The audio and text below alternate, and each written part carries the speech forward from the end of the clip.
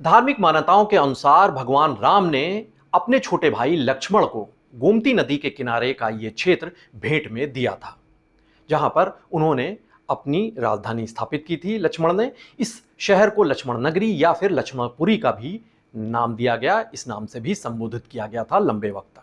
साल 1775 में अवध के चौथे नवाब हुआ करते थे आसफुद्दौला। इन्होंने राजधानी फैजाबाद से लखनऊ स्थानांतरित कर दी, क्योंकि उससे पहले अवध क्षेत्र की राजधानी फैजाबाद हुआ करती थी। तब से इस शहर की एक अलग पहचान मुकम्मल होनी शुरू हुई। आसफुद्दौला से लेकर वाजिद अली शाह सरीखे शिया नवाबों के दौर में ये शहर अदब यानी शिष्टाचार एटिकेट्स, खूबसूरत बगीचों, लजीज खानों और शायरी व संगीत के लिए एक बड़ा गढ़ बन गया, एक बड़ा केंद्र बन गया। अदब और तहजीब, सत्ता और सियासत का अनूठा संगम है ये शहर। यहीं से होकर दिल्ली की कुर्सी पाने की राह निकलती है, ऐसा सियासी गलियारों में माना जाता है।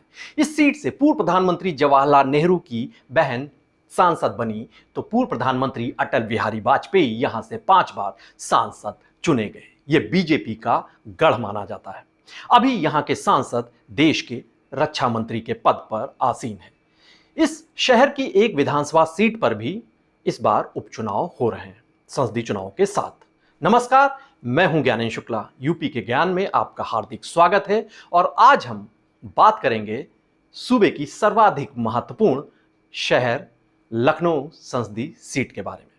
कानपुर के बाद यह शहर यूपी का सबसे बड़ा शहरी इलाका है। यह जिला और मंडल मुख्यालय भी है, यहां पर जिला प्रशासन भी है और कमिश्नरी भी यहां पर है। इस शहर के बीचों बीच से गोमती नदी बहती है, जो इस शहर की जीवनदायिनी भी है और इसकी जीवन शैली और संस्कृति में भी अपना अनूठा अहम योगदान देती है, इसको एक अलग पहचान भी देती है। इस ऐतिहासिक शहर का संबंध नाता पौराणिक काल के त्रेता युग से भी रहा है। तब यह पूरा क्षेत्र कौशल राज्य का हिस्सा हुआ करता था, जिसकी राजधानी साकेत यानी अयोध्या हुआ करती थी। धार्मिक मान्यताओं के अनुसार भगवान राम ने अपने छोटे भाई लक्ष्मण को गोमती नदी के किनारे का यह क्षेत्र भेंट में दिया था, जहां पर उन्होंने अपनी राजधानी स्थापित की थी। लक्ष्मण ने इस शहर को लक्ष्मण नगरी या फिर लक्ष्मणपुरी का भी नाम दिया गया, इस नाम से भी संबोधित किया गया था लंबे वक्त तक। इस क्षेत्र ने मौर्य, गुप्त, दिल्ली सल्तनत सहित तमाम राजवंशों का उत्थान और पतन देखा, चश्मदीद रहा तमाम बड़ी घटनाओं का। 12वीं शताब्दी के आखिर में कन्नौज पर अफगानों की फतेह के बाद यह पूरा इलाका गजनी के सुल्तान के कब्जे में आ गया। बाद में यह दिल्ली सल्तनत का हिस्सा बन गया। 16वीं शताब्दी में यहां पर मुगल साम्राज्य का आधिपत्य स्थापित हो गया था इस पूरे क्षेत्र में, जो आज हम लखनऊ के तौर पर जिसे जानते हैं। मुगल सम्राट अकबर के शासनकाल में यहाँ पर कई प्रशासनिक सुधार हुए। उनके नवरत्न हुआ करते थे राजा टोडरमल। उन्होंने जो प्रशासनिक सुधार लागू किए थे, उसका अक्स आज भी यहाँ के प्रशासनिक तंत्र पर देखा जा सकता है। जहांगीर के दौर में यह क्षेत्र कला, संस्कृत और व्यापार के एक बड़े केंद्र के तौर पर विकसित हुआ, काफी प्रसिद्ध हुआ। साल 1775 में अवध के चौथे नवाब हुआ करते थे आसफुद्दौला। इन्होंने राजधानी फैजाबाद से लखनऊ स्थानांतरित कर दी, क्योंकि उससे पहले अवध क्षेत्र की राजधानी फैजाबाद हुआ करती थी। तब से इस शहर की एक अलग पहचान मुकम्मल होनी शुरू हुई। आसफुद्दौला से लेकर वाजिद अली शाह सरीखे शिया नवाबों के दौर में यह शहर अदब यानी शिष्टाचार एटिकेट्स, खूबसूरत बगीचों, लजीज खानों और शायरी व संगीत के लिए एक बड़ा गढ़ बन गया, एक बड़ा केंद्र बन गया। नवाबों के इस शहर को पूर्व की स्वर्ण नगरी या गोल्डन सिटी, शिराज हिंद के तौर पर भी मान्यता दी गई। इस संज्ञा से भी इसे जाना जाने लगा। इमारतों, वास्तुकला, चित्रकला, संगीत ने इस शहर को अनूठी पहचान दी। नवाबी दौर का रूमी दरवाजा हो, इमामबाड़ा हो या तमाम दूसरी इमारतें, ये यहाँ की पहचान को मुकम्मल करती हैं, यहाँ की सिग्नेचर बिल्डिंग है। सन 1857 की जंगे आज़ादी का ये क्षेत्र बड़ा केंद्र बना। बेगम हजरत महल, मौलवी अहमदुल्ला शाह, उदा देवी, ब्रिजिस कद्र, नानाजी, ये तमाम हस्तियों ने यहाँ पर आज़ादी की लड़ाई में योगदान दिया, क्रांति की अलख जगाई। यहाँ का रेजिडेंसी आज भी ब्रिटिश फौजों की दमनकारी उनकी कार्रवाइयों की गवाही देता है। यहाँ पर तमाम ऐतिहासिक दौर की इमारतें आज भी मौजूद हैं। बाद में ये क्षेत्र ईस्ट इंडिया कंपनी से होता हुआ ब्रिटिश हुकूमत का हिस्सा बन गया।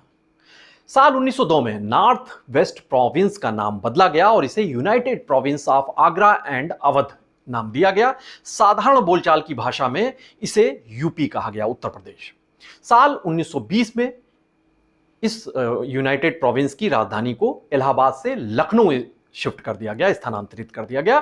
इलाहाबाद में हाईकोर्ट भी हुआ करता था, लेकिन उसकी एक बेंच, एक खंडपीठ लखनऊ में भी बनाई गई। तमाम बड़े दफ्तर, ऑडिट महकमे के, शिक्षा महकमे के तमाम दफ्तर आज भी इलाहाबाद में मौजूद हैं। 12 जनवरी 1950 को इस प्रदेश का नाम उत्तर प्रदेश रखा गया और लखनऊ को इसकी राजधानी घोषित किया गया। यह शहर संस्कृति, कला, साहित्य, शिक्षा और राजनीति का मुख्य केंद्र रहा है। इसके तौर पर विकसित होता रहा समय के साथ। यह एक ऐसा जीवंत शहर है जो अपनी ऐतिहासिक पहचान को तो कायम किए हुए है, लेकिन उसके सिरों को, उसके तंतुओं को आज आधुनिक विकास के साथ, जो मॉडर्न सिटी का कॉन्सेप्ट है, उसके साथ भी जुड़े हुए हैं। यह शहर अपने दशहरी आमों और चिकन की दस्तकारी के लिए दुनिया भर में मशहूर है। मुस्कुराइए कि आप लखनऊ हैं, एक ऐसा जुमला है, ऐसी कहावत है जो सबके चेहरों पर मुस्कुराहट ला देती है। ये स्मार्ट सिटी बनने की राह पर भी अग्रसर है। अब रुक करते हैं यहाँ के चुनावी इतिहास की ओर। साल 1952 में हुए पहले संसदीय चुनाव में यहाँ से चुनाव लड़ी प्रधानमंत्री जवाहरलाल नेहरू की बहन विजय लक्ष्मी पंडित। वो यहाँ से पहली सांसद चुनी गई। साल 1955 में उपचुनाव हुए तो यहाँ पर नेहरू परिवार की शिवराजवती को जीतने का मौका मिला। शिवराजपति नेहरू यहाँ से सांसद चुनी गई। 1957 में पुलिन बेहरा बनर्जी, 1962 में बीके धवन, 1967 में आनंद नारायण मुल्ला, एक बड़ी यहाँ की शख्सियत थे, ये यहाँ से चुनाव जीतकर सांसद बने। फिर आया 1971 का दौर। तब इंदिरा गांधी की मामी कमला नेहरू, जो उनकी मां थी, उनके भाई की पत्नी शीला कौल यहाँ से सांसद बनी। ये सभी कांग्रेस पार्टी के हुआ करते थे इस दौर तक। लेकिन 1977 में इमरजेंसी के बाद यहाँ जनता पार्टी के हेमवती नंदन बहुगुणा को कामयाबी मिली, जनता ने उन्हें चुना सांसद। साल 1980 और 1984 में फिर से यहाँ पर शीला कौल ही सांसद चुनी गई कांग्रेस के टिकट से। 1989 में जनता दल के मानधाता सिंह को यहाँ पर जीत हासिल हुई।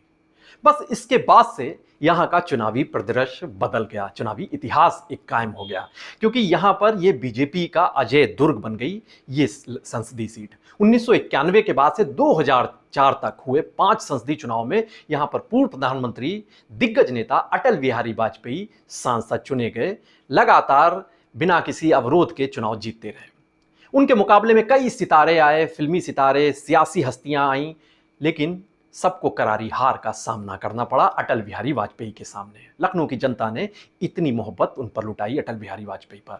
1996 में सपा के राज बब्बर यहां से चुनाव हारे। 1998 में उमराव जान की मशहूर फिल्म बनाने वाले कोटवारा राजघराने के मुजफ्फर अली यहां पर समाजवादी पार्टी से चुनाव लड़े, लेकिन चुनाव हार गए।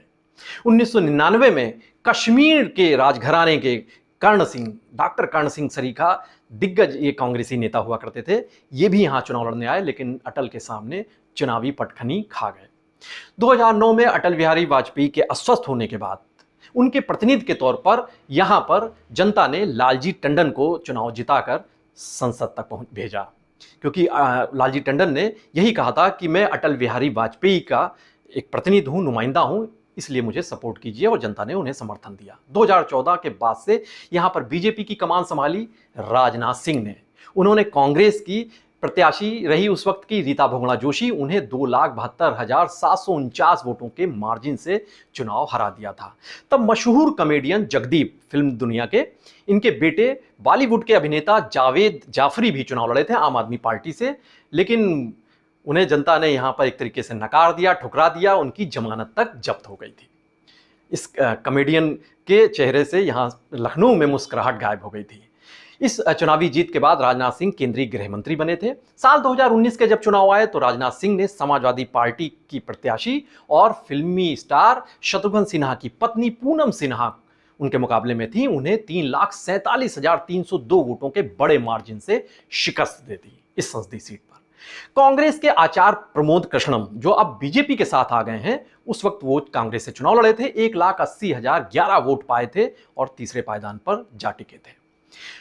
बात यहां वोटरों की तादाद और जाति समीकरणों की भी कर लेते हैं तो इस सीट पर 21,72,171 वोटर हैं। यहां पर 23.7% मुस्लिम मतदाता हैं, मुस्लिम वोटर्स हैं। बावजूद इसके आज तक इस सीट से कोई मुस्लिम चेहरा संसद तक नहीं पहुंच पाया। सपा और बीएसपी का खाता तक इस सीट से नहीं खुला है। दरअसल ये बीजेपी का अजय दुर्ग बन चुकी है ये संसदीय सीट, और यहां पर जातीय समीकरण एक तरीके से बीजेपी के सामने, बीजेपी के जो कद्दावर चेहरे हैं उनके सामने बेमानी हो जाते हैं। इस सीट पर 38% सवर्ण वोटर्स हैं, 28% ओबीसी हैं, 18% के करीब अनुसूचित जाति और 0.2% एसटी वर्ग, अनुसूचित जनजाति के वोटर्स हैं। इस संसदीय सीट के तहत 5 विधानसभाएं शामिल हैं। साल 2022 के विधानसभा जब चुनाव हुए तो यहां की 3 सीटों पर बीजेपी को जीत मिली, जबकि यहां की 2 सीटें समाजवादी पार्टी के खाते में दर्ज हुई, समाजवादी पार्टी को जीत मिली। लखनऊ पश्चिम की एक बड़ी ऐतिहासिक सीट रही है। यहां से समाजवादी पार्टी के अरमान खान चुनाव जीते, इनकी एक बड़ी सिक्योरिटी एजेंसी है। लखनऊ उत्तरी से नीरज बोरा, ये डीपी बोरा एक दिग्गज नेता हुआ करते थे, उनके बेटे हैं, वो चुनाव जीते। लखनऊ मध्य से समाजवादी पार्टी के रविदास मेहरोत्रा ये चुनाव जीते। लखनऊ कैंट से बीजेपी के ब्रजेश पाठक चुनाव जीतकर विधायक बने। ब्रजेश पाठक योगी सरकार में इस वक्त डिप्टी सीएम के पद पर आसीन है। 2 डिप्टी सीएम हैं, केशव प्रसाद मौर्य और ब्रजेश पाठक। लखनऊ की पूर्वी सीट पर चुनाव जीते थे आशुतोष टंडन, ये योगी पार्ट 1 की सरकार में मंत्री भी रहे थे, कैबिनेट मंत्री, लेकिन इस बार जब ये विधायक बने उसके बाद बीमारी से ग्रसित हुए और उनका इलाज के दौरान ही निधन हो गया। लिहाजा ये सीट रिक्त हो गई है और इस पर संसदीय सीटों के साथ ही चुनाव हो रहे हैं, उपचुनाव हो रहे हैं। इस उपचुनाव की भी बात कर लेते हैं। इस पर 4 प्रत्याशी चुनावी मैदान में हैं। भारतीय जनता पार्टी की तरफ से ओम प्रकाश श्रीवास्तव, कांग्रेस ने मुकेश सिंह चौहान को मौका दिया है और बीएसपी से आलोक कुशवाहा चुनाव लड़ रहे हैं। इन 3 बड़े दलों के अलावा विनोद कुमार वाल्मीकि जो हैं वो बतौर निर्दलीय यहां पर दांव आजमा रहे हैं, चुनाव लड़ रहे हैं। खैर, अब वापस लौटते हैं, बात फिर से करते हैं संसदीय चुनाव की। संसदीय सीट पर जो इस वक्त घमासान छिड़ा हुआ है, एक बार की फिर से रक्षा मंत्री राजनाथ सिंह ही बीजेपी के प्रत्याशी के तौर पर डटे हुए हैं इस सीट पर। उनके सामने चुनौती पेश करने के लिए समाजवादी पार्टी और कांग्रेस गठबंधन से समाजवादी पार्टी के रविदास मेहरोत्रा ताल ठोक रहे हैं, जो लखनऊ मध्य से विधायक हैं। बीएसपी ने सरवर अली पर दांव लगाया है, मुस्लिम कार्ड चला है इस सीट पर। ये लखनऊ उत्तरी से विधानसभा चुनाव लड़े थे लेकिन हार गए थे। नफासत और नज़ाकत के इस शहर लखनऊ में हो रहे चुनावी मुकाबले पर हमारी नज़र बनी रहेगी और आप भी बने रहिए पीटीसी न्यूज़ उत्तर प्रदेश के साथ। नमस्कार।